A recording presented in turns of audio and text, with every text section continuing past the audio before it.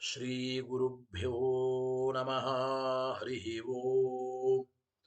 ಶ್ರಿಯಪ್ಪತ್ತೇ ನಿತ್ಯ ಗಣಿತ ಗುಣಮಾಣಿಕ್ಯ ವಿಶದ ಪ್ರಭಾಜಾಲೋಲ್ಲಾಸೋಪಹತ ಸಕಲಾವದ್ಯ ತಮಸೆ ಜಗಜ್ಜನ್ಮಸ್ಥೇಮ ಪ್ರಲಯ ರಚನಾಶೀಲವಪುಷೇ ನಮೋ ಶೇಷಾಮ್ನಾಯ ಸ್ಮೃತಿಹೃದಯದೀಪ್ತಾಯ ಹರಯೇ येन प्रादुरभावि भूमिवलये व्यस्तारिगो सन्ततिः प्रबोधिश्रुतिपङ्कजं करुणया प्राकाशीतत्वं परम् ध्वान्तं ध्वंसमनायि साधुनिकरश्चाकारि सन्मार्गगः तेन व्यासदिवाकरेण सततं मात्याजि मे मानसम् व्याप्तिर्यस्य निजे निजेन महसा पक्षे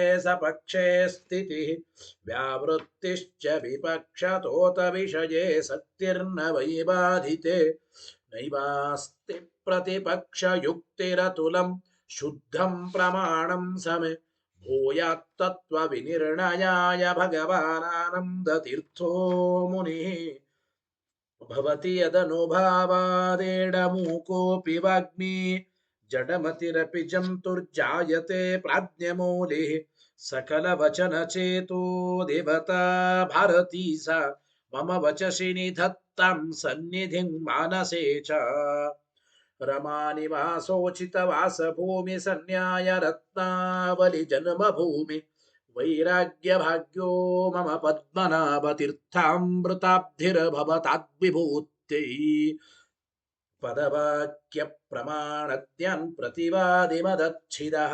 श्रीमदक्षोभ्यतीर्थाख्यानुपतिष्ठे गुरून्मम श्रीमदानन्दतीर्थार्य सन्मनः सरसि भुवि अनुव्याख्याननलिने चञ्चरीकति मे मनः न शब्दाब्दौ गाढाः न च निगमचर्चासु चतुराः न च न्याये प्रौढाः न च विदितवेद्या अपि वयम् परं श्रीमत्पूर्णः प्रमतिगुरुकारुण्यसरणिं प्रपन्नामान्यास्मः किमपि च वदन्तोऽपि महताम् भगवता बादरायणेन प्राणिनां निःश्रेयसाय प्रणीतमपि ब्रह्ममीमांसाशास्त्रम् असाधु निबन्धं दतमसा अवकुण्ठितत्वेन प्रणीतमिव मन्यमानः भगवानन्दतीर्थमुनिः यथाचार्याभिप्रायम्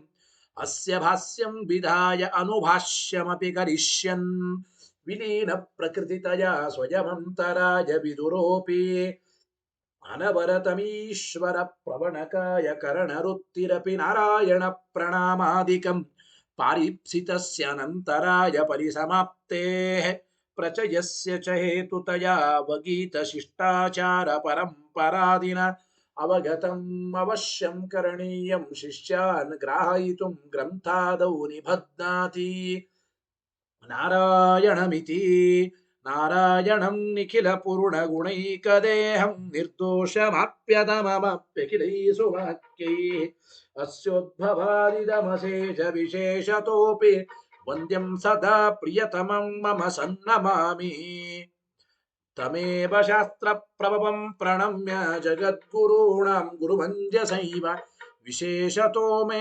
परमाख्यविद्याव्याख्यां करोम्यन्वपि चाहमेव ओमो मथातो ब्रह्मजिज्ञासा ओम श्रुतिक्षीराब्धिमामथ्यधीमं दरमहीभृता प्राप्ता न्यायसुधायेन तं जयीन्द्रमहं भजे बुधैरपि सुदुर्बोधे ग्रन्थे यन्मम साहसम् तत्पारयन्तु निपुणाः गुरुपादरजक्कणाः लौकिकफलं लक्षणामृतदोहिनीं गुरुवनुग्रहरूपां तां कामधेनुमुपास्महे मद्भुक्तिर्द्विनदी जयार्यशुभवाक् सूर्यात्मजा सङ्गमे व्याख्यास्नानमहो विधाय नृहरे प्राप्य प्रसादं परम् ಪ್ರಾಪುರುಷೇ ಕೃತಕೃತ್ಯತಾಂ ಗತಮಲಾ ವಿದ್ಯಾದಿರಾಜಾದಯೋ ಯೋಗೀಶ ಕೃಪಯಂತು ತೇ ಜಯ ಮುನೇರ್ಭಾವಸ್ಯ ಬೋಧಾಯ ಮೇ ಶುಕೇನ ಶಾಂತ್ಯಾದಿಷು ವಾङ्मयेषु ವ್ಯಾಸೇನ ಧೈರ್ಯಂ ಬುಧಿನೋಪಮೇಯಂ मनोजजित्या मनसां ये पत्या रघुत्तमाख्यं स्वगुरुं नमामि न दग्धं यस्य कौपीनम् अग्नौ दत्तमपि स्फुटम् वेदौ व्यासगुरुं नौमि श्रीवेदेश नमस्कृतं सत्यनाथ गुरुः पातु योधीरो नवचन्द्रिका नवामृतगदा तीर्थताण्डवानि व्यचीकृपत आरूढः सहसा यतीन्द्रपदवीं गत्वा च वाराणसी तत्रत्यान् कुमतप्रचारनिरतानद्वैतदिग्धन्ति नः प्रौढार्थे वचने सुयुक्तिखचितैः सम्भीषयन्मोदयन् सत्यध्यानसुखे सरी विजयते पादाशितश्रीपतेः प्रावोचद्योतिकम्याय सुधावाक्यार्थचन्द्रिका सत्यप्रज्ञगुरुर्दद्यात् प्रज्ञां वैदान्तिकीं सदा बन्धुस्त्वं गुरुरिष्टदैवतमिति त्वत्पादपङ्केरुहम् प्राप्तं मां परिपालयेति सततं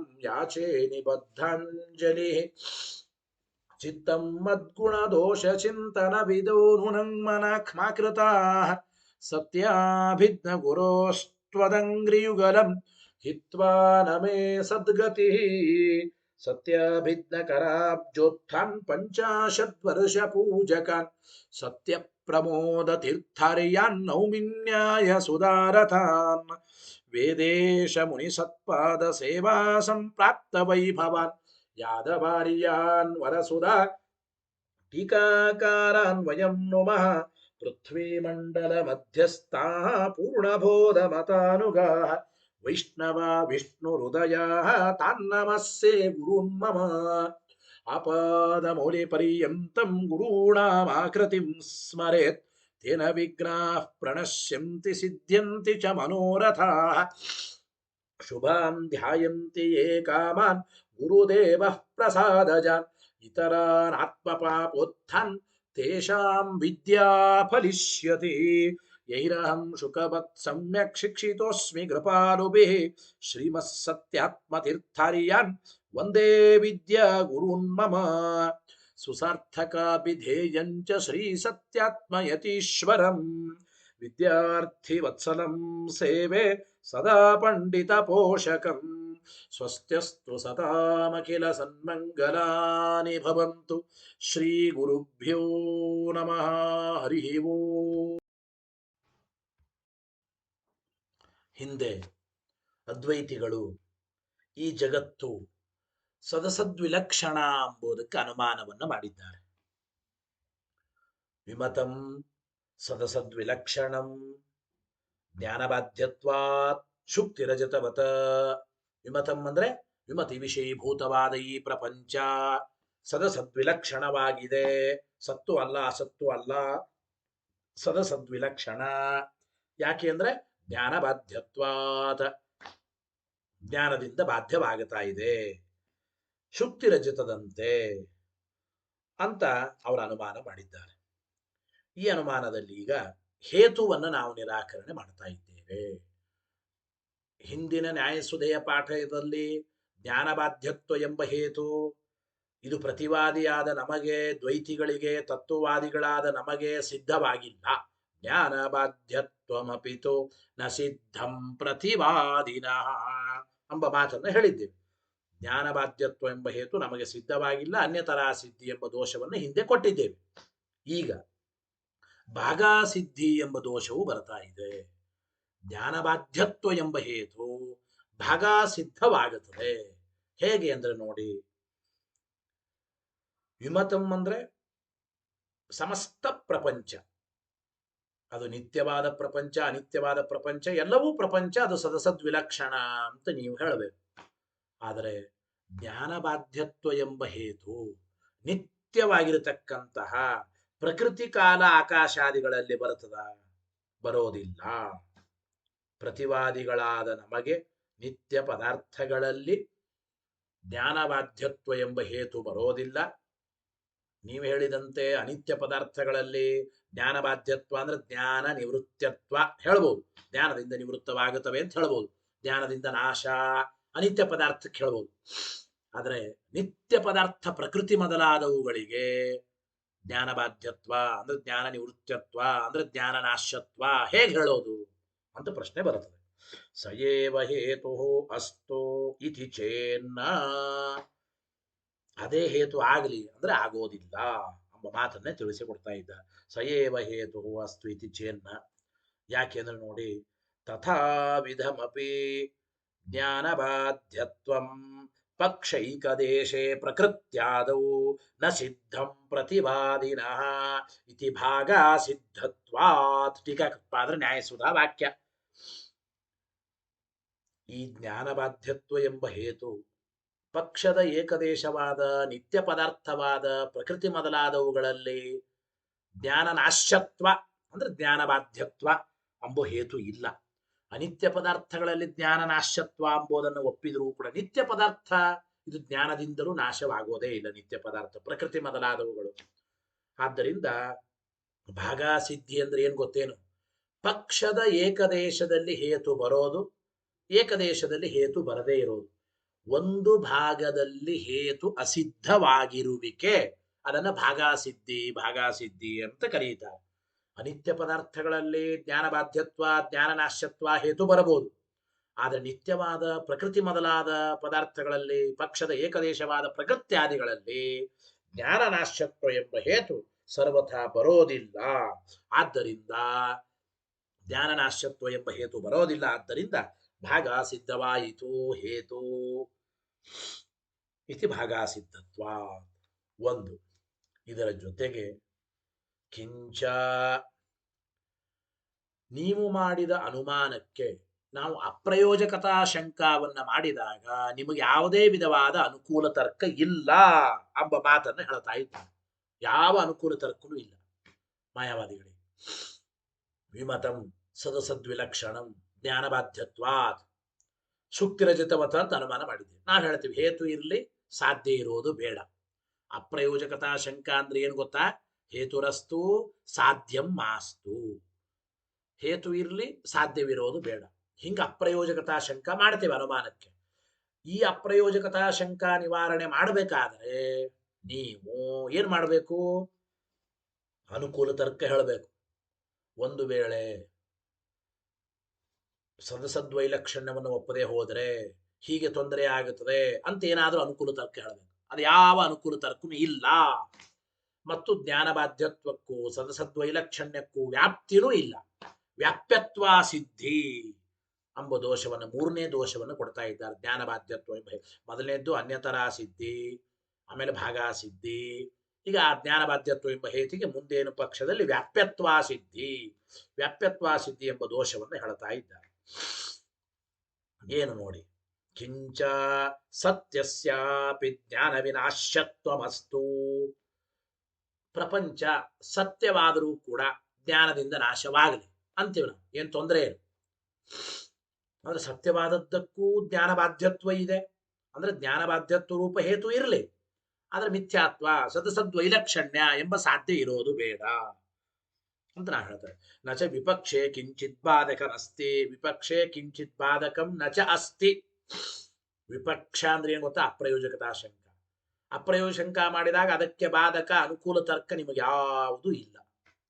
ನೋಡಿ, ವಿಪಕ್ಷೆ ಬಾಧಕ ಅಂಬೋದಕ್ಕೆ ನಿಮಗೆ ತಿಳಿಯೋ ಹಾಗೆ ಅರ್ಥ ಹೇಳಬೇಕಾದ್ರೆ, ಯದಿ ಅಗ್ನಿರ್ನ ಸ್ಯಾತ್ ತರ್ಹಿ ಧೂಮೋಪಿ ನ ಸ್ಯಾತ್. ಅಂದ್ರೆ ಯಾರಾದ್ರೂ ಹಿಂಗಂದ್ರೆ ಪರ್ವತೋ ಅಗ್ನಿಮಾನ್ ಧೂಮಾತ್ ಎಂಬ ಅನುಮಾನದಲ್ಲಿ ಧೂಮ ಇರ್ಲಿ, ಹೊಗೆ ಇರಲಿ, ಆದರೂ ಅಗ್ನಿ ಇರೋದು ಬೇಡ ಅಂತ ಯಾರಾದರೂ ಅಪ್ರಯೋಜಕತಾ ಶಂಕ ಮಾಡಿದರೆ ತಕ್ಷಣ ಅನುಕೂಲ ತರ್ಕ ಹೇಳ್ತೇವೆ. ಯಾವುದನ್ನ? ಧೂಮ ಇರ್ಲಿ, ಅಗ್ನಿ ಇರೋದು ಬೇಡ ಅಂದ್ರೆ, ಒಂದು ವೇಳೆ ಅಗ್ನಿ ಇಲ್ಲ ಅಂದ್ರೆ ಕಣ್ಣಿಗೆ ಕಾಣುವ ಧೂಮವನ್ನು ಒಪ್ಪದೇ ಹೋಗಬೇಕಾದೀತು. ಯದಿ ಅಗ್ನಿರ್ನ ಸ್ಯಾತ್ ತರಿ ಧೂಮೋಪಿ ನ ಸ್ಯಾತ್. ಹೀಗೆ ಅನುಕೂಲ ತರ್ಕ ಇದೆ. ಅದಕ್ಕೆ ಅಲ್ಲಿ ಧೂಮ ಅಸ್ತು ಅಗ್ನಿರ್ಮಾಸ್ತು ಅಂತ ಅಪ್ರಯೋಗ ಶಂಕ ಮಾಡ್ಲಿಕ್ಕೆ ಬರೋದಿಲ್ಲ.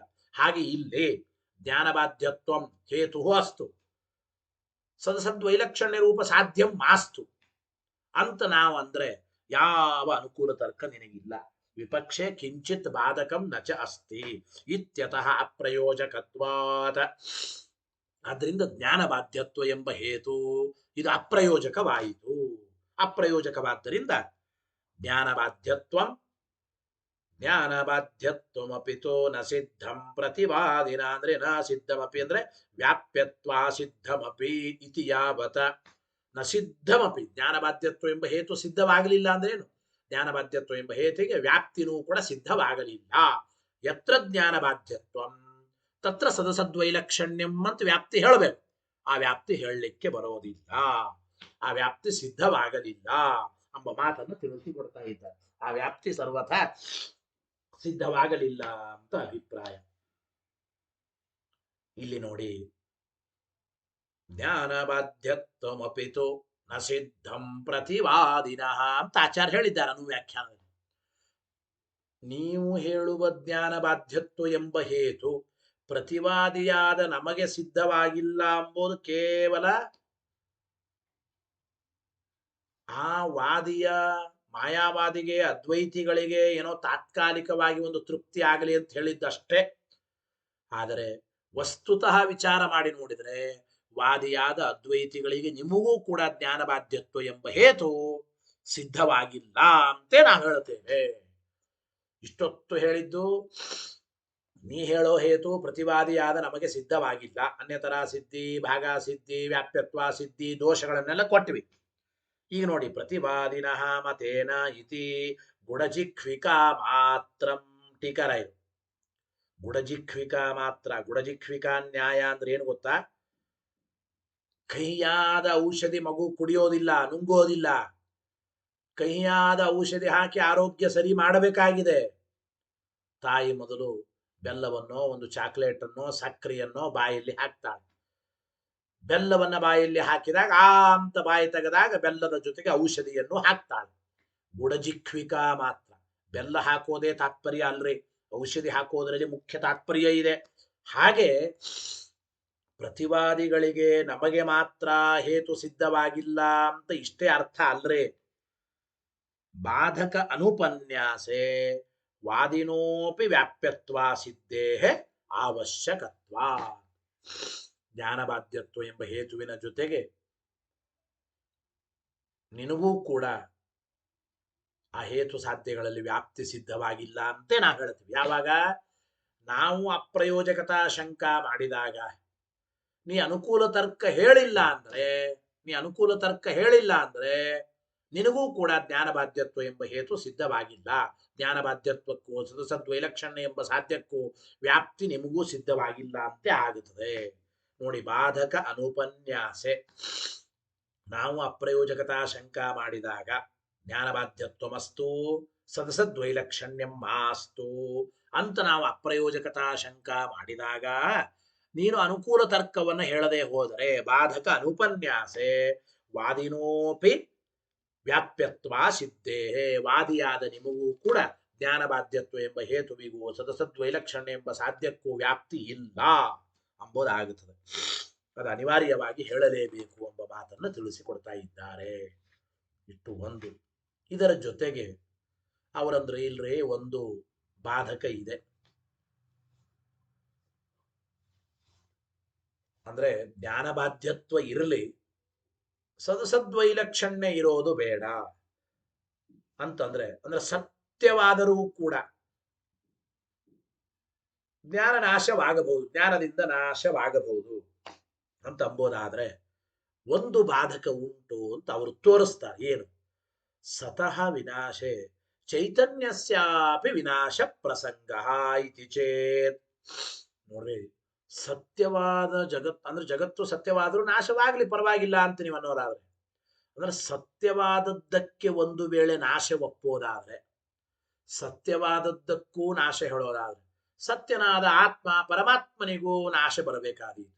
ಯದಿ ಸತಃ ಪ್ರಪಂಚಸ್ಯ ನಾಶ ಅಂಗೀಕ್ರಿಯತೆ ತರ್ಹಿ ಚೈತನ್ಯಸ್ಯಾಪಿ ವಿನಾಶ ಪ್ರಸಂಗ. ಚೈತನ್ಯನಿಗೆ ಆತ್ಮನಿಗೂ ಕೂಡ ನಾಶ ಬರಬೇಕಾದೀತಲ್ಲ, ಸತ್ಯನಾದ ಆತ್ಮನಿಗೂ ಕೂಡ ನಾಶ ಎಂಬುದನ್ನು ಒಪ್ಪಬೇಕಾಗುತ್ತದೆ. ಹಿಂಗಂದ್ರೆ ಇತಿ ಚೇತ ತರ್ಹಿ ಅವಾಗ ಉತ್ತರ ಹೇಳಿದ್ರು ತರ್ಹಿ ವಿನಾಶ ಮಾತ್ರಸ್ಯ ಸಾಧ್ಯ ಪ್ರಯೋಜಕತ್ವೇನ ಜ್ಞಾನಬಾಧ್ಯತ್ವಂ ಅಸಿದ್ಧಮಪಿ ಅಂದ್ರೆ ವ್ಯರ್ಥ ವಿಶೇಷಣ ಸಿದ್ಧಮಪಿ ಸ್ಯಾತ್. ಹಾಗಾದ್ರೆ ನೀವೇನ್ ಮಾಡ್ದಂಗಾಯ್ತು? ಸತ್ಯವಾದದ್ದಕ್ಕೂ ನಾಶ ಹೇಳೋದಾದರೆ ಸತ್ಯನಾದ ಆತ್ಮನೂ ನಾಶನಾಗಬೇಕಾದೀತು, ಆತ್ಮನಿಗೂ ನಾಶ ಬರಬೇಕಾದೀತು ಅಂತ ನೀವು ಆಪಾದನೆ ಮಾಡೋದಾದ್ರೆ, ಹೇಗೆ ಅನುಕೂಲ ತರ್ಕ ಹೇಳೋದಾದ್ರೆ, ಹಾಗಾದರೆ ನೀವು ಅಭಿಪ್ರಾಯ ನೋಡಿ, ಹಾಗಾದ್ರೆ ಜ್ಞಾನನಾಶ್ಯತ್ವ ಜ್ಞಾನಬಾಧ್ಯತ್ವ ಎಂಬ ಹೇತು ಬೇಕಾಗಿಲ್ಲ ಎಂಬ ಮಾತನ್ನು ಹೇಳ್ತಾ ಇದ್ದಾರೆ. ಅಂದ್ರೆ ಸಾಧ್ಯವಾದ ಮಿಥ್ಯಾತ್ವಕ್ಕೆ, ಸಾಧ್ಯವಾದದ್ದು ಈ ಮಿಥ್ಯಾತ್ವ ಸದಸದ್ವೈಲಕ್ಷಣ್ಯ, ನಾಶ ಮಾತ್ರವೇ ಪ್ರಯೋಜಕ. ಅಂದ್ರೆ ಯಾವುದು ನಾಶವಾಗುತ್ತದೋ ಅದು ಮಿಥ್ಯ, ಯಾವುದು ನಾಶವಾಗೋದಿಲ್ವೋ ಅದು ಮಿಥ್ಯ ಅಲ್ಲ ಎಂಬುದನ್ನ ಹೇಳ್ತಾ ಈ ಟೀಕಾರಾಯರು ಅವ್ರಿಗೆ ಹೇಳ್ತಾ ಇದ್ದಾರೆ. ಜಗತ್ತು ಸದಸದ್ವಿಲಕ್ಷಣ ಮಿಥ್ಯಾ ಅಂತ ಆಗೋದಕ್ಕೆ ಯಾವುದು ಪ್ರಯೋಜಕ? ನಾಶ್ಯತ್ವ ಪ್ರಯೋಜಕ. ಅಂದರೆ ಯಾವುದು ನಾಶವಾಗುತ್ತದೋ ಅದು ಮಿಥ್ಯ, ಬ್ರಹ್ಮ ನಾಶ ಆಗಲ್ಲ, ಆದ್ದರಿಂದ ಸತ್ಯ ಅಂತ ಹೇಳ್ದಂಗೆ ಆಯ್ತು ನೀವು. ಯಾಕೆಂದ್ರೆ ಈ ರೀತಿ ನೀವು ಬಾಧಕವನ್ನ ಹೇಳೋದ್ರಿಂದ ಸತ್ಯವಾದದ್ದಕ್ಕೂ ನಾಶ ಒಪ್ಪಿಬಿಟ್ರೆ ಆತ್ಮನಿಗೂ ನಾಶ ಬರಬೇಕಾಗುತ್ತದೆ ಅಂತ ಬಾಧಕ ಹೇಳುವ ನಿನ್ನ ಅಭಿಪ್ರಾಯ ಏನಾಯಿತು? ಮಿಥ್ಯಾತ್ವವನ್ನು ಕುರಿತು ನಾಶತ್ವವೇ ಪ್ರಯೋಜಕ ಹೊರತು ಜ್ಞಾನನಾಶ್ಯತ್ವ ಪ್ರಯೋಜಕ ಅಂತ ಏನ್ಬೇಕಾಗಿಲ್ಲ. ಹಾಗಾದ್ರೆ ಜಗತ್ತು ಮಿಥ್ಯ ಆಗಿದೆ, ನಾಶವಾಗೋದ್ರಿಂದ ಇಷ್ಟ ಹೇಳಿ ಸಾಕು. ಜ್ಞಾನಬಾಧ್ಯತ್ವ ಜ್ಞಾನನಾಶ್ಯತ್ವ ಜ್ಞಾನ ಎಂಬ ವಿಶೇಷಣ ಯಾಕೆ ಹೇತುವಿಗೆ ಅಂತ ಟೀಕರಾಯರ ಅಭಿಪ್ರಾಯವೇ. ತರ್ಹಿ ವಿನಾಶ ಮಾತ್ರಸ್ಯ ಸಾಧ್ಯ ಪ್ರಯೋಜಕತ್ವೇನ, ವಿನಾಶ್ಯತ್ವ ಎಂಬ ಹೇತು ಮಾತ್ರ ಸಾಧ್ಯಕ್ಕೆ ಪ್ರಯೋಜಕ, ಜ್ಞಾನಬಾಧ್ಯತ್ವಂ ಅಸಿದ್ಧಮಪಿ, ಜ್ಞಾನಬಾಧ್ಯತ್ವ ಎಂಬುದು ಬೇಕಾಗಿಲ್ಲ, ವ್ಯರ್ಥ ವಿಶೇಷಣ ಸಿದ್ಧಂ ಅಪಿ ಸ್ಯಾತ್. ಆದ್ದರಿಂದ ಜ್ಞಾನ ಎಂಬ ಹೇತುವಿಗೆ ಕೊಟ್ಟ ವಿಶೇಷಣ ಅದು ವ್ಯರ್ಥ ಅಂತ ಆಗಬೇಕಾಗುತ್ತದೆ ಎಂಬ ಅಭಿಪ್ರಾಯವನ್ನು ಹೇಳಿದಂತಾಯಿತು.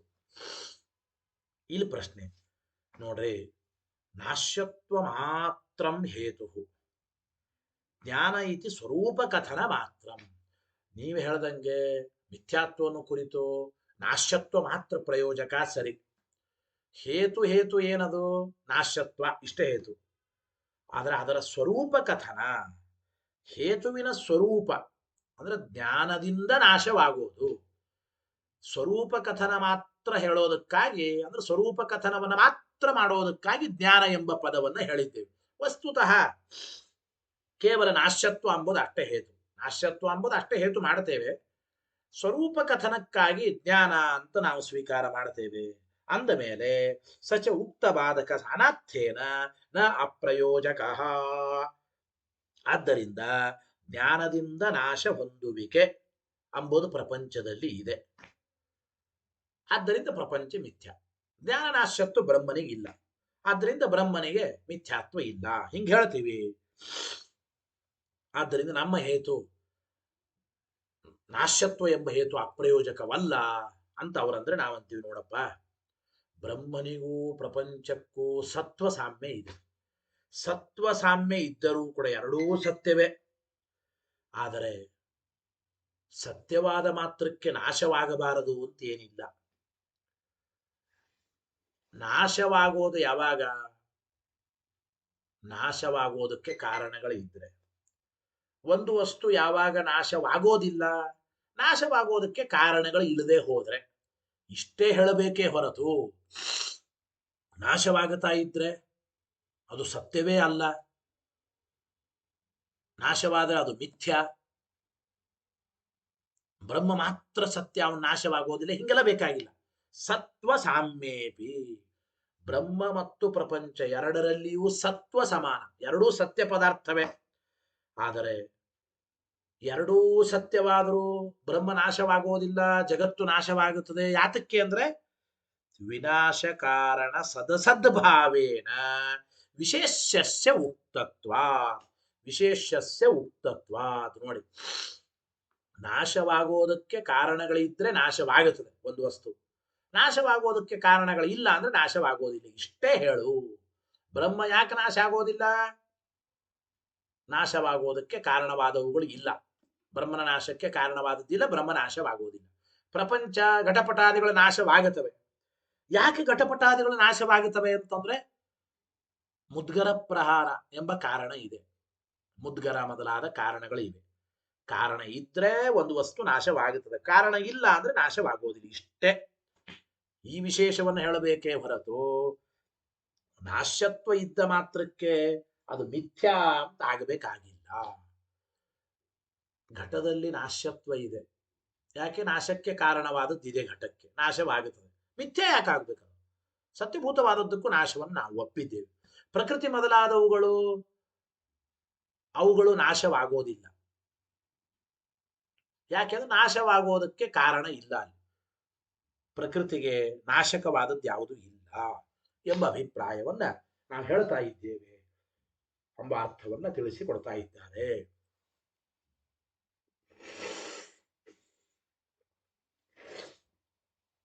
ಗೊತ್ತಾಯ್ತಾ? ಇನ್ನೊಂದು ಮಾತು,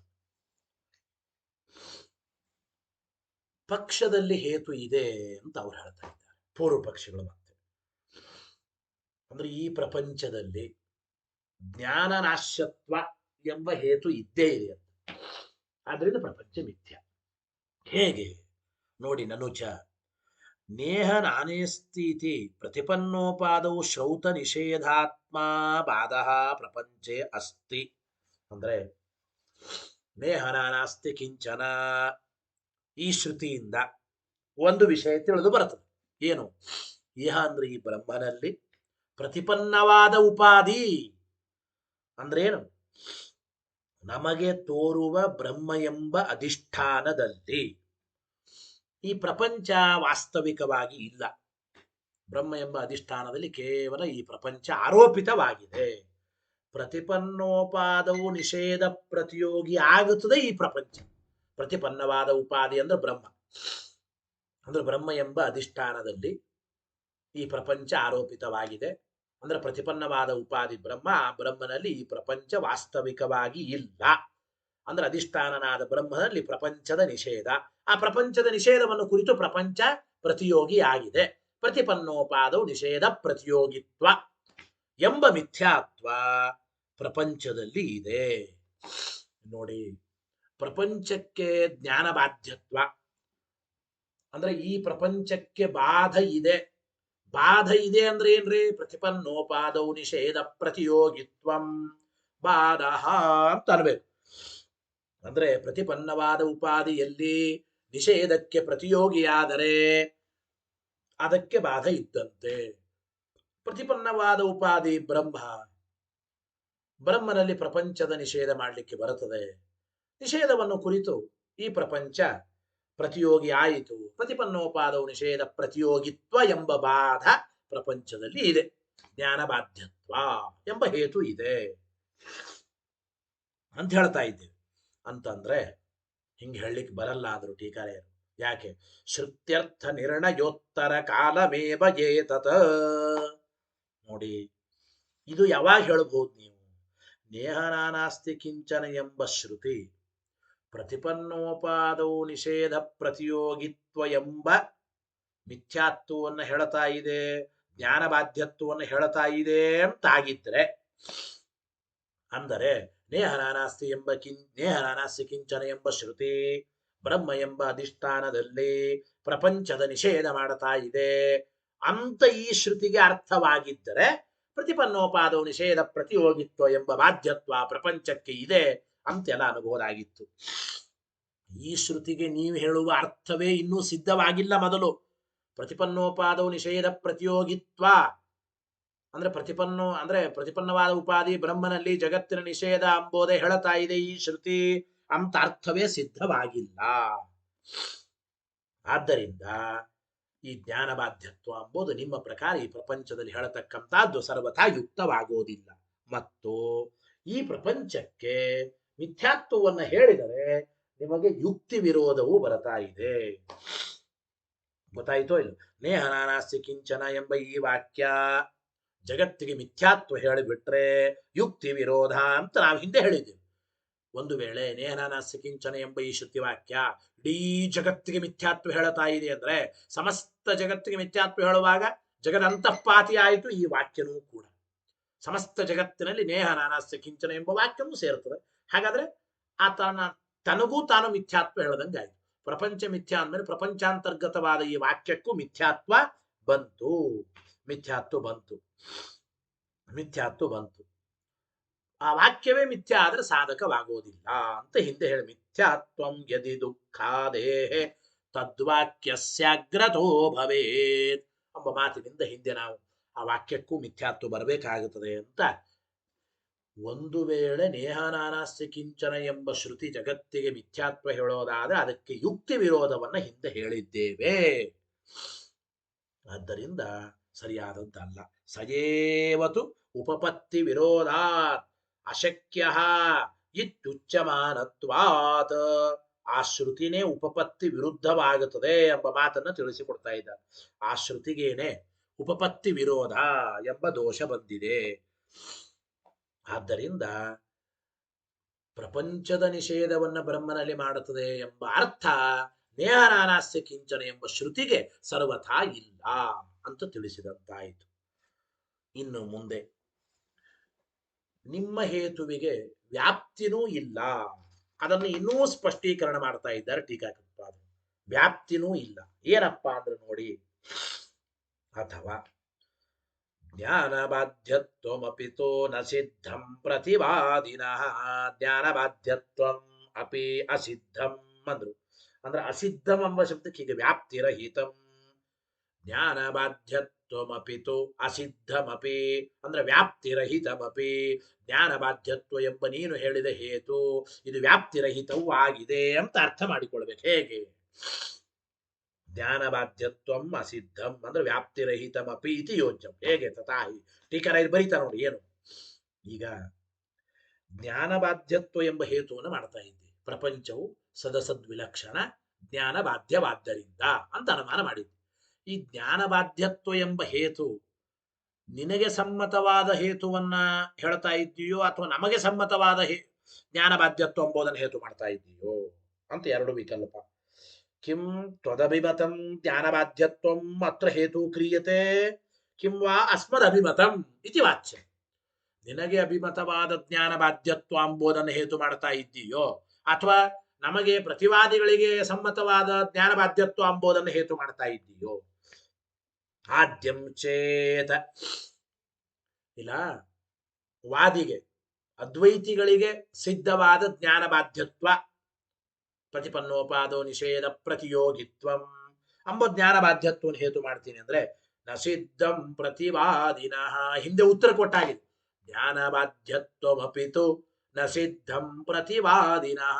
ಜ್ಞಾನಬಾಧ್ಯತ್ವ ಎಂಬುದು ಪ್ರತಿವಾದಿಯಾದ ನಮಗೆ ಸಿದ್ಧವಾಗಿಲ್ಲ. ಸಿದ್ಧವಾಗಿಲ್ಲ.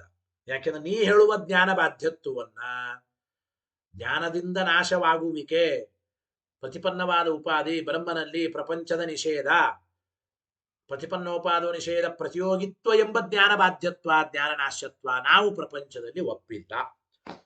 ಆದ್ದರಿಂದ ಅನ್ಯಥರಾ ಸಿದ್ಧಿ ಎಂಬ ದೋಷ ಬರುತ್ತದೆ ಹಿಂದೆ ಹೇಳಿದ್ದೇವೆ. ಇಬ್ಬರಿಗೂ ಸಮ್ಮತವಾಗಬೇಕು ಹೇತು, ಆದರೆ ನಮಗೆ ಪ್ರತಿವಾದಿಯಾದ ನಮಗೆ ನೀ ಹೇಳುವ ಹೇತು ಸಿದ್ಧವಾಗೋದಿಲ್ಲ.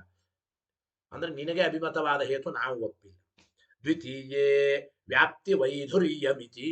ಎರಡನೇ ಪಕ್ಷದಲ್ಲಿ ನಮಗೆ ಪ್ರತಿವಾದಿಗಳಿಗೆ ಸಮ್ಮತವಾದ ಜ್ಞಾನಬಾಧ್ಯತ್ವವನ್ನೇ ಹೇತು ಮಾಡ್ತೀನಿ ಅಂತಂದರೆ ಅವಾಗ ವ್ಯಾಪ್ತಿ ಇಲ್ಲ. ಈ ಹೇತುವಿಗೆ ವ್ಯಾಪ್ತಿ ಬರೋದಿಲ್ಲ. ಯತ್ರ ಜ್ಞಾನಬಾಧ್ಯತ್ವಂ ತತ್ರ ಸದ್ವೈಲಕ್ಷಣ್ಯಂ ಅಥವಾ ಯತ್ರ ಜ್ಞಾನಬಾಧ್ಯತ್ವಂ ತತ್ರ ಮಿಥ್ಯಾತ್ವಂ ಅಂತ ವ್ಯಾಪ್ತಿ ಹೇಳಬೇಕು. ಈ ವ್ಯಾಪ್ತಿ ಇಲ್ಲ. ಯಾಕೆ ಅಂದ್ರೆ ಜ್ಞಾನದಿಂದ ಬಾಧ್ಯವಾದ ಮಾತ್ರಕ್ಕೆ ಮಿಥ್ಯ ಆಗಬೇಕು ಅಂತ ಏನಿಲ್ಲ. ಯತ್ರ ಯತ್ರ ಜ್ಞಾನಬಾಧ್ಯತ್ವಂ ತತ್ರ ತತ್ರ ಮಿಥ್ಯಾತ್ವಂ, ಅದರ ಅರ್ಥನೇ ಸದಸದ್ವೈಲಕ್ಷಣ್ಯಂ ಅಂಬೋದೇನು ಆಗಬೇಕಾಗಿಲ್ಲ.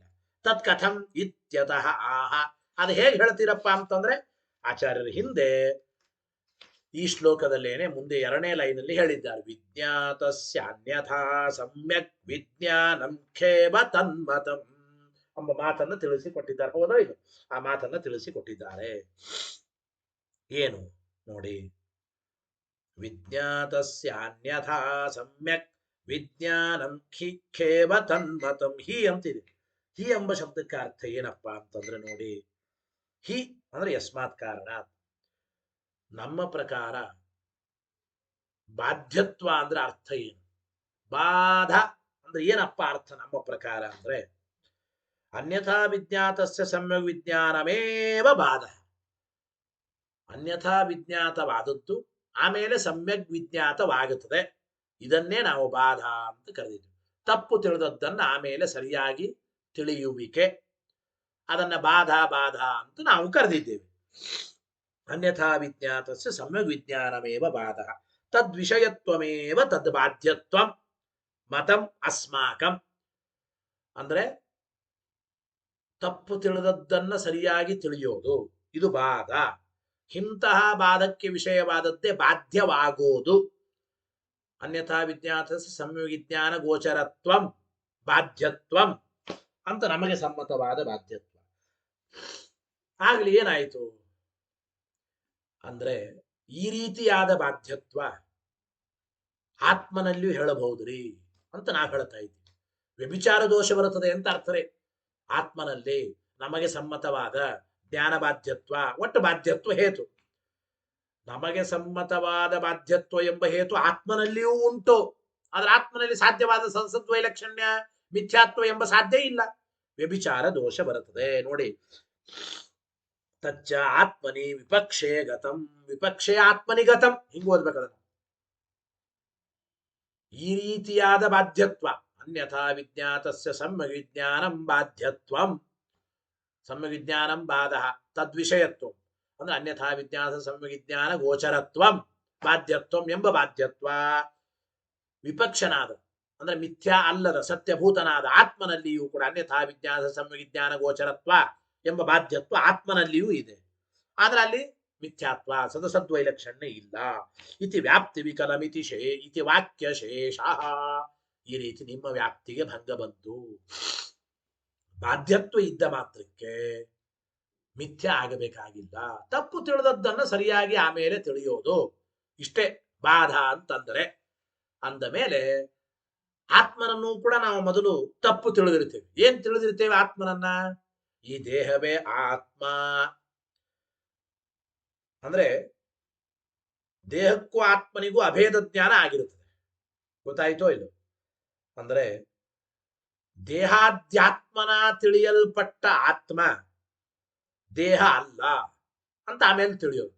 ಹಾಗಾದ್ರೆ ಆತ್ಮನಿಗೂ ಕೂಡ ಅನ್ಯಥಾ ವಿಜ್ಞಾತನಾದ ಆತ್ಮ ಅಂದ್ರೆ ಆತ್ಮ ಮೊದಲು ದೇಹಾತ್ಮನ ವಿಜ್ಞಾತನಾಗಿದ್ದ, ಈ ಆತ್ಮ ದೇಹವೇ ಅಂತ ವಿಜ್ಞಾತನಾಗಿದ್ದ. ಆಮೇಲೆ ಈ ಆತ್ಮ ದೇಹ ಅಲ್ಲ ಅಂತ ಸಮ್ಯಕ್ ವಿಜ್ಞಾತನಾದ. ಈ ರೀತಿ ಅನ್ಯಥಾ ವಿಜ್ಞಾತ ಸಮ್ಯಕ್ ವಿಜ್ಞಾನ ಗೋಚರತ್ವಂ ಎಂಬ ಬಾಧ್ಯತ್ವ ಆತ್ಮನಲ್ಲಿ ಬಂತು. ಆತ್ಮನಲ್ಲಿ ಮಿಥ್ಯಾತ್ವ ಇಲ್ಲ. ಅದನ್ನೇ ಬರೀ ವ್ಯಭಿಚಾರ ಬರ್ತದೆ ಅಂತ ಅರ್ಥ ನೋಡಿ. ಸತ್ಯೋಪಿ ಆತ್ಮ ದೇಹಾಧ್ಯಾತ್ಮನ ವಿಜ್ಞಾತ.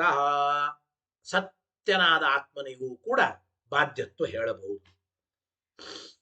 ದೇಹ ರೂಪದಿಂದ ತಿಳಿಯಲ್ಪಟ್ಟ ಈ ಆತ್ಮನೇ ವೇದಾಂತ ವಾಕ್ಯ ಜನಿತವಾದ ಸಮ್ಯಕ್ ವಿಜ್ಞಾನದಿಂದ ಇವ ದೇಹ ರೂಪನಲ್ಲ. ಆತ್ಮ ಅಂದ್ರೆ ವೃತ್ತಿಜ್ಞಾನದಲ್ಲಿ ವಿಷಯನಾದವನು ಈ ಆತ್ಮ. ವೇದಾಂತ ವಾಕ್ಯ ಜನಿತವಾದ ವೃತ್ತಿಜ್ಞಾನದಲ್ಲಿ ಆತ್ಮ ವಿಷಯನಾಗಿದ್ದಾನೆ. ಇತಿ ಪರೇಣಾಪಿ ಅಂಗೀಕಾರ್ಯ. ಆತ್ಮನಿಗೆ ವೃತ್ತಿಜ್ಞಾನ, ವೇದಾಂತ ವಾಕ್ಯ ಜನಿತವಾದ ವೃತ್ತಿಜ್ಞಾನದಲ್ಲಿ ಆತ್ಮ ವಿಷಯನಾಗಿದ್ದಾನೆ ಎಂಬುದನ್ನ ಪರಕೀಯರು ಅದ್ವೈತಿಗಳು ಕೂಡ ಒಪ್ಪಲೇಬೇಕು. ಒಂದು ವೇಳೆ ಆತ್ಮ ವೃತ್ತಿಜ್ಞಾನದಲ್ಲಿ ವಿಷಯನೇ ಆಗಿಲ್ಲ ಅಂತಂದ್ರೆ ಅವಿದ್ಯಾ ನಿವೃತ್ತಿ ಅನುಪಪತ್ತೇ. ಆತ್ಮನ ಬಗ್ಗೆ ಅವಿದ್ಯೆ ಇರುತ್ತದೆ. ಆತ್ಮನ ಬಗ್ಗೆ ಅವಿದ್ಯೆ ಹೇಗೆ ನಾಶ ಆಗಬೇಕು? ವೇದಾಂತ ವಾಕ್ಯ ಜನಿತವಾದ ಆತ್ಮನ ವೃತ್ತಿಜ್ಞಾನದಿಂದಲೇ ನಾಶವಾಗಬೇಕು. ವೇದಾಂತ ವಾಕ್ಯ ಜನಿತವಾದ ವೃತ್ತಿಜ್ಞಾನದಲ್ಲಿ ಆತ್ಮ ವಿಷಯನಾಗಲ್ಲ ಅಂತಂದು ಬಿಟ್ರೆ, ಆತ್ಮ ವಿಷಯನಾಗಲ್ಲ ಅಂತಂದು ಬಿಟ್ರೆ, ಆವಾಗ ಆತ್ಮ ವಿಷಯನಾಗಲ್ಲ ಅಂತಂದು ಬಿಟ್ರೆ ಅಜ್ಞಾನವೇ ನಾಶವಾಗೋದಿಲ್ಲ ಅಂತ ಆಗುತ್ತದೆ. ಅವಿದ್ಯಾ ನಿವೃತ್ತಿಗೆ ಬೇರೆ ಉಪಾಯನೇ ಇಲ್ಲ, ಅಜ್ಞಾನ ನಾಶವಾಗೋದಿಲ್ಲ ಅಂತ ಆಗುತ್ತದೆ. ಆದ್ದರಿಂದ ಸರ್ವಥಾ ನೀವು ಹೇಳಿರತಕ್ಕಂತಹ ಜ್ಞಾನ ಬಾಧ್ಯತ್ವ ಎಂಬುದು ಮಿಥ್ಯಾತ್ವವನ್ನು ಸಮರ್ಥನೆ ಮಾಡಿ ಕೊಡೋದಿಲ್ಲ ಎಂಬ ಮಾತನ್ನು ಹೇಳ್ತಾ ಇದ್ದಾರೆ. ಇನ್ನು ದೃಷ್ಟಾಂತ ನಿರಾಕರಣೆ ಮಾಡ್ತಾ ಇದ್ದಾರೆ. ವಿಮತಂ ಸದಸದ್ವಿಲಕ್ಷಣಂ ಜ್ಞಾನಬಾಧ್ಯತ್ವಾತ್ ಶುಕ್ತಿರಜತವತ ಅಂತ ಅನುಮಾನ ಮಾಡಿದ್ದೀರಿ. ಆದರೆ ನೋಡಿ, ಶುಕ್ತಿರಜತ ಇದು ಸದಸದ್ವಿಲಕ್ಷಣ ಅಲ್ಲವೇ ಅಲ್ಲ. ಅಂದ್ರೆ ದೃಷ್ಟಾಂತವಾದ ಶುಕ್ತಿರಜತದಲ್ಲಿ ಸಾಧ್ಯ ವೈಕಲ್ಯ ಸಾಧನ ವೈಕಲ್ಯ ಎರಡೂ ಬರ್ತದೆ ಅಂತ ತಿಳಿಸ್ತಾರೆ. ಯಾಕಂದ್ರೆ ಮೊದಲು ನೀವು ಹೇಳಿರ್ತಕ್ಕಂಥ ದೃಷ್ಟಾಂತದಲ್ಲಿ ಹೇತು ಸಾಧ್ಯಗಳು ಬರಬೇಕೋ ಬೇಡವೋ, ಬರೋದೇ ಇಲ್ಲ ಅಂತ ನೋಡಿ. ಅಥವಾ ದೃಷ್ಟಾಂತಂ ಪ್ರತ್ಯಾಚಷ್ಟೆ ಜ್ಞಾನಬಾಧ್ಯತ್ವಮಪಿತು ನ ಸಿದ್ಧಂ ಪ್ರತಿವಾದಿನಃ ಎಂಬ ವಾಕ್ಯದಿಂದಲೇನೆ ನೀವೇ ಹೇಳಿದ ದೃಷ್ಟಾಂತವೇ ಸರಿಯಲ್ಲ ಅಂತ ನಾವು ಹೇಳ್ತಾ ಇದ್ದೀವಿ. ಏನು ಅಪಿಪದೇನ ಸದಸದ್ವಿಲಕ್ಷಣತ್ವ ಲಕ್ಷಣಂ ಸಾಧ್ಯಂ ಅನಿರ್ವಚನೀಯತ್ವಂ ಸಮುಚ್ಚಿನೋತಿ. ಏನಪ್ಪಾ ಅಂದ್ರೆ ಜ್ಞಾನಬಾಧ್ಯತ್ವಮಪಿತು ಜ್ಞಾನಬಾಧ್ಯತ್ವ ಎಂಬ ಹೇತುವೂ ಸಿದ್ಧವಾಗುವುದಿಲ್ಲ. ಜ್ಞಾನಬಾಧ್ಯತ್ವ ಎಂಬ ಹೇತುನೂ ಸಿದ್ಧವಾಗುವುದಿಲ್ಲ ಅಂದ್ರೆ ಸಾಧ್ಯವಾದ ಸದಸದ್ವೈಲಕ್ಷಣ್ಯ ಅನಿರ್ವಚನೀಯತ್ವ ಎಂಬ ಸಾಧ್ಯನೂ ಕೂಡ ದೃಷ್ಟಾಂತದಲ್ಲಿ ಇಲ್ಲ ಅಂತ ಅರ್ಥ ಮಾಡ್ಕೋಬೇಕು. ಅಂದ್ರೆ ದೃಷ್ಟಾಂತವಾದ ಶುಕ್ತಿರಜತದಲ್ಲಿ ಜ್ಞಾನಬಾಧ್ಯತ್ವ ಹೆಂಗೆ ನಮಗೆ ಸಮ್ಮತವಾಗಿಲ್ಲವೋ, ಅಂದ್ರೆ ಪರಿಕೇರಿ ಹೇಳುವ ಜ್ಞಾನಬಾಧ್ಯತ್ವ ಇಲ್ಲ ದೃಷ್ಟಾಂತದಲ್ಲಿ ಶುಕ್ತಿರಜತದಲ್ಲಿ, ಅದೇ ರೀತಿ ಸದಸದ್ವೈಲಕ್ಷಣ್ಯ ಎಂಬ ಸಾಧ್ಯ ಅನಿರ್ವಚನೀಯತ್ವನೂ ಕೂಡ ಶುಕ್ತಿರಜತದಲ್ಲಿ ಇಲ್ಲ. ಬರೀತಾರೆ ಏನು ತುಶಬ್ದ ಜ್ಞಾನಬಾಧ್ಯತ್ವಂ ಅಭಿಮತಾತ್ ವ್ಯವಚ್ಛಿನ್ನತಿ. ನಾವು ಒಪ್ಪಿದ ಜ್ಞಾನಬಾಧ್ಯತ್ವವನ್ನು ಬಿಟ್ಟು ನೀನು ಹೇಳುವ ಜ್ಞಾನಬಾಧ್ಯತ್ವ ಶುಕ್ತಿರಜತದಲ್ಲಿ ಇಲ್ಲವೇ ಇಲ್ಲ. ಏನು ನ ಸಿದ್ಧಂ ಶುಕ್ತಿರಜತಾದು ಇತಿ ಶೇಷಃ, ಶುಕ್ತಿರಜತಾದಿಗಳಲ್ಲಿ ಸಿದ್ಧವಾಗಿಲ್ಲ ಎಂಬ ಅಭಿಪ್ರಾಯವನ್ನು ಹೇಳ್ತಾ ನೋಡಿ. ಟೀಕೆ ಬರೀತಾರೆ ನ ಸಿದ್ಧಂ ಅಂದ್ರೆ ಶುಕ್ತಿರಜತ ವಿಶೇಷ, ಅಂದ್ರೆ ಶುಕ್ತಿರಜತಾದೇಹೆ ಅನಿರ್ವಚನೀಯತ್ವಂ ತಾವತ ಪ್ರತಿವಾದಿನಃ ಮಮ ಅಸಿದ್ಧಂ. ಶುಕ್ತಿರಜತ ಎಂಬ ದೃಷ್ಟಾಂತದಲ್ಲಿ ಅನಿರ್ವಚನೀಯತ್ವ ಎಂಬ ನೀ ಹೇಳೋ ಸಾಧ್ಯ, ಸದಸದ್ವೈಲಕ್ಷಣ್ಯ ಎಂಬ ಸಾಧ್ಯ, ಇದು ನಮಗೆ ಪ್ರತಿವಾದಿಯಾದ ತತ್ವವಾದಿಗಳಾದ ನಮಗೆ ಸಿದ್ಧವಾಗಿಲ್ಲ. ಯಾಕೆಂದ್ರೆ ಶುಕ್ತಿರಜಿತವನ್ನು ನಾವೇನಂತ ಇದ್ದೇವೆ, ಮಯ ಅತ್ಯಂತ ಅಸತ್ವೇನ ಅಂಗೀಕೃತತ್ವಾತ. ಶುಕ್ತಿರಜಿತವನ್ನು ನಾವು ಅತ್ಯಂತ ಅಸತ್ತು ಅಂತ ನಾವು ಒಪ್ಪಿದ್ದೇವೆ. ಆದ್ದರಿಂದ ಅತಃ ಏವ ಜ್ಞಾನಬಾಧ್ಯತ್ವ ಮಮ ತತ್ರ ಅಸಮ್ಮತಂ. ಸದಸದ್ವೈಲಕ್ಷಣ್ಯ ಎಂಬ ಅನಿರ್ವಚನೀಯತ್ವ ನಮ್ಮ ಮತದಲ್ಲಿ ಸಿದ್ಧವಾಗೇ ಇಲ್ಲ. ದೃಷ್ಟಾಂತದಲ್ಲಿ ಸಾಧ್ಯ ಬರಲಿಲ್ಲ, ಸಾಧ್ಯ ವೈಕಲ್ಯ ನಿನ್ನ ಅನುಮಾನಕ್ಕೆ. ಯಾಕೆಂದ್ರೆ ನಾವು ಶುಕ್ತಿರಹಿತವನ್ನು ಅಸತ್ತಂತೆ ಹೊರತು ಅಸದ್ವಿಲಕ್ಷಣ ಅನ್ನಲ್ಲ. ನಿಮ್ ಪ್ರಕಾರ ಅನಿರ್ವಚನೀಯ ಅಂದ್ರೆ ಸತ್ತು ಅಲ್ಲ ಅಸತ್ತು ಅಲ್ಲ ಅನ್ನಬೇಕು. ಶುಕ್ತಿರಹಿತವನ್ನು ನಾವು ಅಸತ್ತು ಅಲ್ಲ ಅನ್ನೋದಿಲ್ಲ, ಅಸತ್ತೇ ಅಂತೀವಿ ನಾವು. ಅದರ ಜೊತೆಗೆ ಜ್ಞಾನಬಾಧ್ಯತ್ವ ಎಂಬುದು ಕೂಡ ಅಲ್ಲಿ ಸಿದ್ಧವಾಗಿಲ್ಲ. ಯಾಕೆಂದ್ರೆ ಹೇಳ್ತಾ ಇದ್ದ ನೋಡಿ, ಏನು ಅಂದ್ರೆ ತದ್ಧಿ ಜ್ಞಾನ ನಿವೃತ್ತತ್ವಂ ಪರಸ್ಯ ಅಭಿಮತಂ.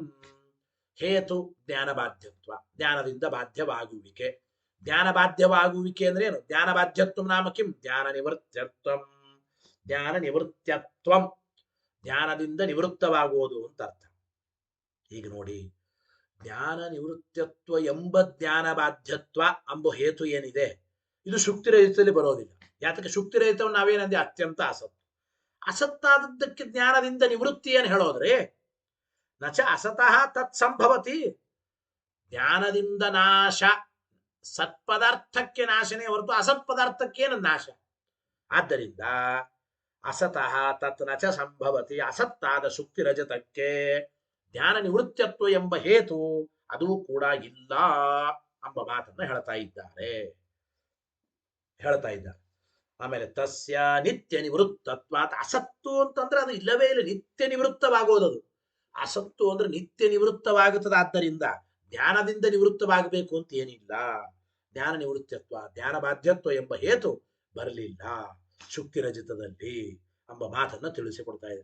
ಅತಃ ಸಾಧ್ಯ ಸಾಧನ ವಿಕಲಃ ಅಯಂ ದೃಷ್ಟಾಂತಾಭಾಸ. ಜಗತ್ತಿಗೆ ಮಿಥ್ಯಾತ್ವ ಸಾಧನ ಮಾಡುವಾಗ ನೀವು ಅನುಮಾನದಲ್ಲಿ ನೀವು ಹೇಳಿರತಕ್ಕಂತಹ ಏನು ದೃಷ್ಟಾಂತ ಇದೆ ಶುಕ್ತಿ ರಜತ ಅಂಬೋದು. ಆ ದೃಷ್ಟಾಂತವಾದ ಶುಕ್ತಿ ರಜತದಲ್ಲಿ ಸಾಧ್ಯನೂ ಇಲ್ಲ, ಹೇತುನೂ ಇಲ್ಲ, ಸಾಧ್ಯ ವೈಕಲ್ಯ ಸಾಧನ ವೈಕಲ್ಯ ಎಂಬ ಎರಡೂ ದೋಷಗಳು ಬರುತ್ತದೆ. ನೀವು ಹೇಳಿದ್ದು ದೃಷ್ಟಾಂತ ಅದು ಸದೃಷ್ಟಾಂತ ಅಲ್ಲ, ದೃಷ್ಟಾಂತ ಭಾಸ ಅಂತ ಆಯಿತು ಶುಕ್ತಿ ರಜತ ಅಂಬೋದು. ಆದ್ದರಿಂದ ಸರ್ವಥಾ ಜಗತ್ತಿಗೆ ಸದ್ವೈಲಕ್ಷಣ್ಯ ಅನಿರ್ವಚನೀಯತ್ವ ಮಿಥ್ಯಾತ್ವ ಅಂಬೋದು ಸಿದ್ಧವಾಗೋದಿಲ್ಲ.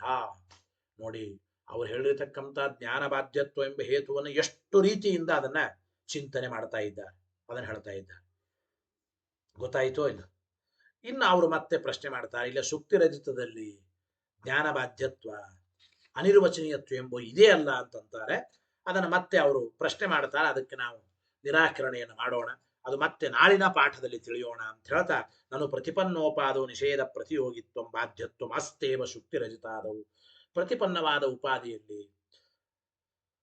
ಗೊತ್ತಾಯಿತು ಅಲ್ಲಿ ಇದೊಂದು ವಾಕ್ಯ ನೋಡ್ಬಿಡಿ, ಹೇಳ್ತೀನಿ ಏನು. ನಾನು ಪ್ರತಿಪನ್ನೋಪಾದವು ನಿಷೇಧ ಪ್ರತಿಯೋಗಿತ್ವ. ಈಗ ಜ್ಞಾನದಿಂದ ನಾಶವಾಗುವಿಕೆ ಅಂಬೋ ಜ್ಞಾನ ನಿವೃತ್ತತ್ವ ಇಲ್ಲ, ಹೇತು ಇಲ್ಲ ದೃಷ್ಟಾಂತದಲ್ಲಿ ಅಂದ್ರಿ. ಆದ್ರೆ ಜ್ಞಾನ ಬಾಧ್ಯ ಅಂದ್ರೆ ನಮ್ಮ ಅಭಿಪ್ರಾಯ ಏನು? ಪ್ರತಿಪನ್ನವಾದ ಉಪಾದಿಯಲ್ಲಿ ಮುಂದೆ ತೋರುವ ಅಧಿಷ್ಠಾನದಲ್ಲಿ, ಅಂದ್ರೆ ಶುಕ್ತಿ ಎಂಬ ಅಧಿಷ್ಠಾನದಲ್ಲಿ ರಜತದ ನಿಷೇಧ ಮಾಡ್ತೇವೆ. ರಜತದ ನಿಷೇಧವನ್ನು ಕುರಿತು ಶುಕ್ತಿ ರಜತ ಪ್ರತಿಯೋಗಿ ಆಯಿತು.